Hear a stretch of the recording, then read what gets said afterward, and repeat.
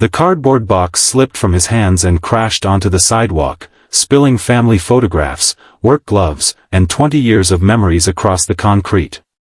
Employees watched from the office windows, but no one moved to help. The new CEO had already turned his back and disappeared into the building after firing him without listening to a single explanation. The single father slowly gathered his belongings, wiped away the tears forming in his eyes, and forced himself to smile. In less than an hour, he would be picking up his 9-year-old son from school, and he had promised himself that no matter how difficult life became, his son would never lose hope because of him. Before we continue, if you believe kindness and second chances still exist in this world, please like this video, leave a comment telling us where you're watching from, share this story with someone who needs hope today, and subscribe to the Kindness Legacy for more heartwarming stories that remind us compassion always finds its way home. Owen Mercer was 39 years old and had spent nearly 20 years working as a maintenance supervisor at Preston Technologies. He wasn't famous inside the company, but everyone knew they could depend on him. Whenever machines broke down, Owen repaired them. Whenever new employees needed guidance, he patiently stayed after work to teach them. 5 years earlier, after losing his wife to illness, he became both mother and father to his son, Caleb. Every morning started with homemade pancakes before school, and every evening ended with stories they created together around the dinner table. Their life was simple, but it was filled with love. Everything changed when Preston Technologies hired a new CEO named Victor Ashford. Young, ambitious, and obsessed with cutting costs, Victor believed numbers mattered more than people.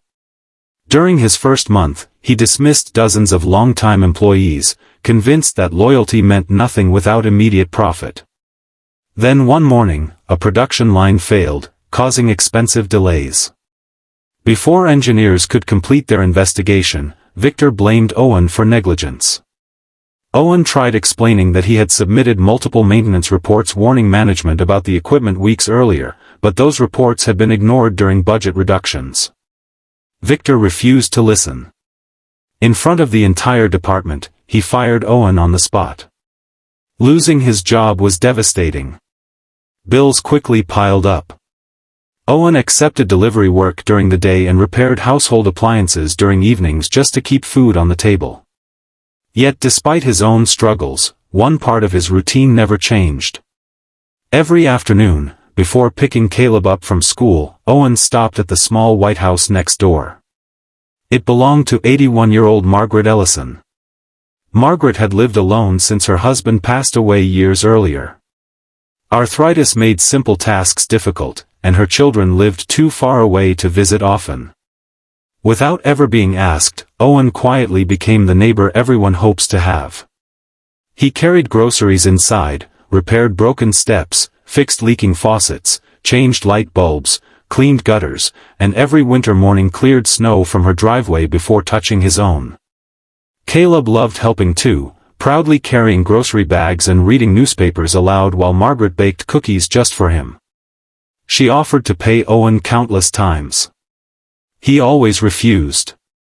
He believed kindness stopped being kindness the moment it expected payment. Months passed. Even after losing his career, Owen never missed a single visit. One bright spring morning, several black luxury SUVs quietly pulled into Margaret's driveway. Men in tailored suits stepped out before opening the rear passenger door. Margaret smiled. "My grandson is finally home." Owen happened to be carrying fresh groceries onto the porch when the front door opened. Standing there was Victor Ashford. The CEO froze. The man he had fired 6 months earlier was standing on his grandmother's porch holding grocery bags.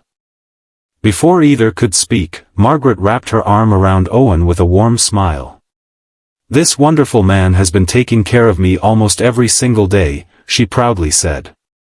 "If it weren't for Owen and little Caleb, I don't know how I would have survived these past few years." Victor looked around the property. The freshly painted porch. The repaired handrails. The beautiful flower garden. The wheelchair ramp. Every improvement had been completed by the employee he had dismissed without a second thought. Inside the house, Margaret shared story after story. She spoke about the icy morning Owen walked through a blizzard to make sure her heater still worked. She described the afternoon she slipped in her kitchen and Owen carried her safely to the hospital. She laughed as she remembered Caleb insisting on reading books aloud because, as he said, nobody should eat breakfast alone. Victor listened quietly. For the first time in years, someone was measuring success without mentioning money. That night, Victor couldn't sleep. He replayed the day he fired Owen. Then he replayed every story his grandmother had shared. The following morning, he ordered a complete investigation into Owen's dismissal. 3 days later, the results arrived. Every maintenance report Owen submitted had been documented. Every warning had been ignored by upper management trying to reduce expenses. Owen hadn't caused the equipment failure. He had tried to prevent it. Victor realized he hadn't simply fired an employee. He had fired the most honorable man in the company. A week later, Owen received an invitation to company headquarters. He expected another interview. Instead, the executive board was waiting. Victor stood before everyone and publicly apologized. He admitted that pride had blinded his judgment and that leadership without humility was simply arrogance. He offered Owen a new position as director of operations with double his previous salary, flexible working hours, healthcare benefits, college savings for Caleb, and complete authority to improve safety standards across every company facility.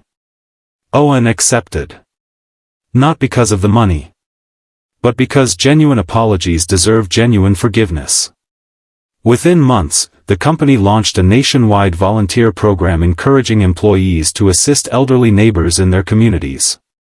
Thousands of volunteer hours followed, inspired by one quiet man who never expected recognition for doing the right thing. At the company's annual celebration, Margaret proudly watched Owen receive the Community Leadership Award. As applause filled the room, she quietly wiped away tears. She knew the award wasn't for fixing broken fences or carrying groceries. It was for proving that kindness shown on ordinary days creates extraordinary futures. If this story has touched your heart, please write, "Kindness always comes back," in the comments. We'd love to read every single message from our Kindness Legacy family. Years later, Caleb graduated from college and stood before hundreds of people during his commencement speech. He smiled at his father sitting in the front row and shared the greatest lesson he had ever learned. "The strongest people aren't the richest or the loudest," he said. "They're the ones who quietly help others when nobody is watching." The audience rose in a standing ovation. Victor smiled toward Owen. He had once believed successful companies were built by profits. Now he understood they were built by people.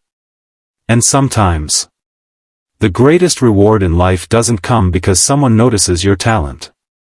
It comes because someone finally sees your heart. If this story inspired you, please like this video, share it with someone who believes in second chances, leave a comment below, and subscribe to the Kindness Legacy for more unforgettable stories where compassion changes lives forever.